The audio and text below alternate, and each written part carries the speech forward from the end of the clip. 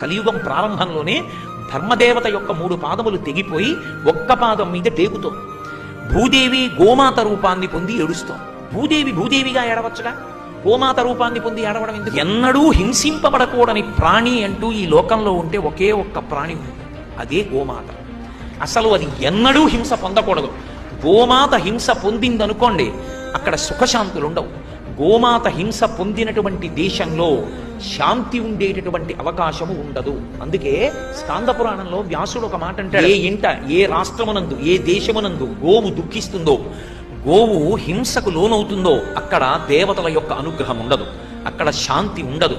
గోవు ఎప్పుడూ రక్షింపబడవలసినటువంటి ప్రాణి. గోవు యందు పరమాత్మకి ప్రత్యేకమైనటువంటి శ్రద్ధ.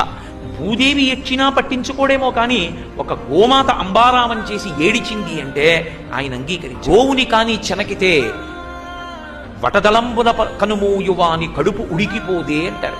ఆ వటపత్రశాయి అయినటువంటి కృష్ణ పరమాత్మ యొక్క కడుపు ఉడికిపోతుంది ఆవు జోలికెడితే. భూదేవి భగవంతుడు తన వైపు చూసి తన భారాన్ని తగ్గించాలన్ననాడు మొట్టమొదట ఏ రూపాన్ని పొందుతుందంటే గోరూపాన్ని పొంది ఏడుస్తుంది. గోరూపాన్ని పొంది ఏడిచిందా ఈశ్వరుడు అంగీకరించాడు. భూమికి భారం అన్న మాట ఉండదు, ఇన్ని వస్తువుల చేత భారం అన్న మాట ఉండదు. భూమికి భారం ఒక్కటే.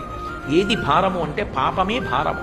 పాపం అంటే వేదము ఎలా చెప్పిందో అలా బ్రతకకుండా తన ఇచ్చ వచ్చిన రీతిలో బ్రతకడాన్ని పాపమని పిలుస్తారు తప్ప పాపం అన్న మాటకి ఇంకొక అర్థం ఉండదు.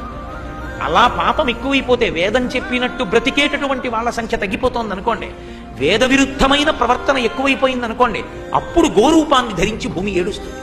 ఏడిస్తే పరమాత్మ వెంటనే జోక్యం చేసుకుంటాడు. గోవుల జోలికెడితే అక్కడ శాంతి ఉండదు, నేను వాళ్ళని పట్టి చెనకుతానన్నాడు.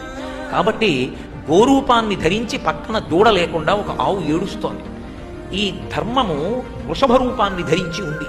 ఆ వృషభము గోమాతను అడిగింది, ఏమమ్మా ఏడుస్తున్నావు? నీ కన్నుల వెంట నీరు రాకూడదు కదా, కలిపురుషుడు ప్రవేశిస్తున్నాడని బాధపడుతున్నావా? కలిపురుషుడు ప్రవేశిస్తే పాపములు పెరిగిపోతాయి. ఎటువంటి రోజులు రాబోతున్నాయో నాకు తెలుసమ్మా.